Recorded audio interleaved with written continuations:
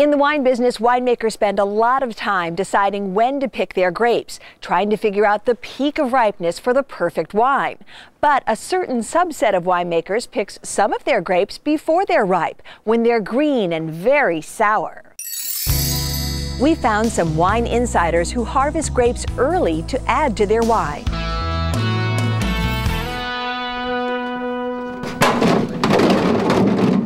We are kicking off harvest a little early.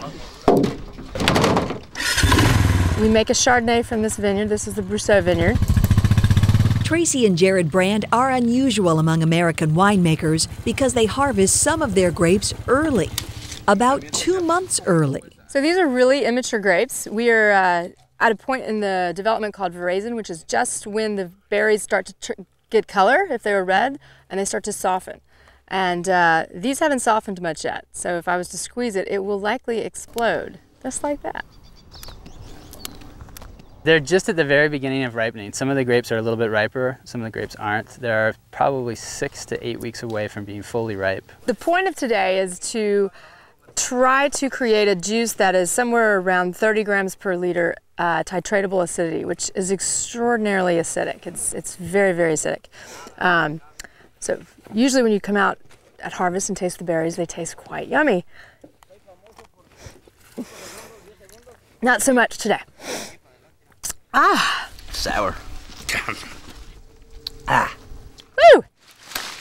So why, you ask, would someone want to use inedible grapes to make wine? For the Brands, the answer is quite simple. It's a natural way to get the flavor they want in their Chardonnay. The climate down here at the Pinnacles is a little warmer than we would like for our acid level. We like wines that are very balanced and acidic because they pair better with food.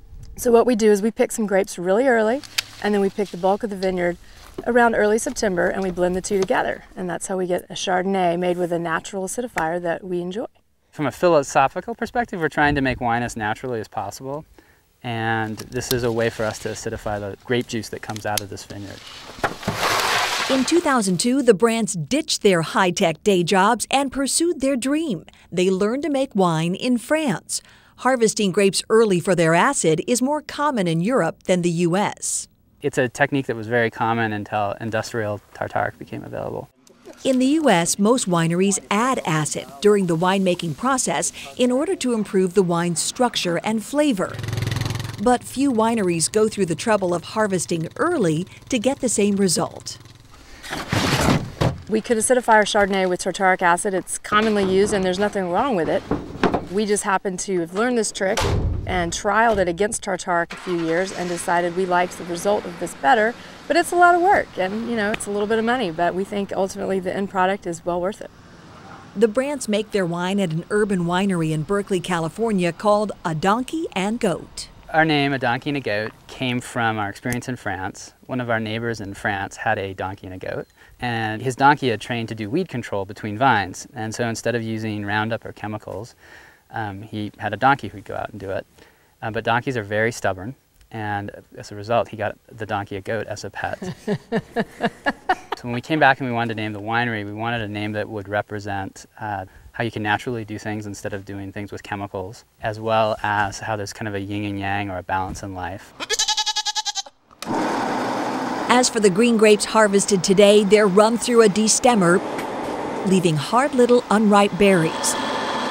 Then Jared opens the new filter he'll use during the press. Which is normally used, as it says, for sediment. So it just gets dirt out. So it's basically our bug catcher, since we typically don't filter. And it's mainly to get like the green pulp that'll come through, get it out. This is our wood basket hydraulic press. It's on about 80 pounds per square inch right now. And the trick on using a wood basket press is not actually the pressure, it's the amount of time you give it. The longer you give it, the more juice you'll get out. We're going to open up the valve, which allows the juice to come into the hose here. And I'm going to turn the pump on, and it's going to give force enough to get through what we call our bug catcher filter, which is just taking out the solids. Because again, these are very underripe berries, so there's a lot of solids. We don't really want the solids, we just want the juice. The juice itself is called verjus, French for green juice. It's stored in kegs, which minimize contact with air and prevent fermentation. The press is complete, but the Brands aren't done. They take all their grapes out to press them again. The grapes are so firm and the press so gentle, there's more juice to be had. This is a perfect example of how gentle the press is. Doesn't even look like it's been touched. When you take them out and put them back in, they inevitably kind of fall apart, and it makes it so you'll get more juice. The second pressing will get probably a third as much juice as we did the first time, and it won't be as clear. Crushing unripe grapes takes many hours, but the Brants seem to enjoy the slow process of making their green juice. So this is the filter that we used, and I'm going to take it off and show it to you guys.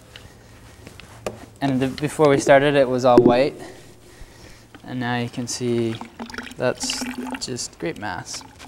So this is our green juice, or verjus, that we will blend into our Chardonnay in a couple months.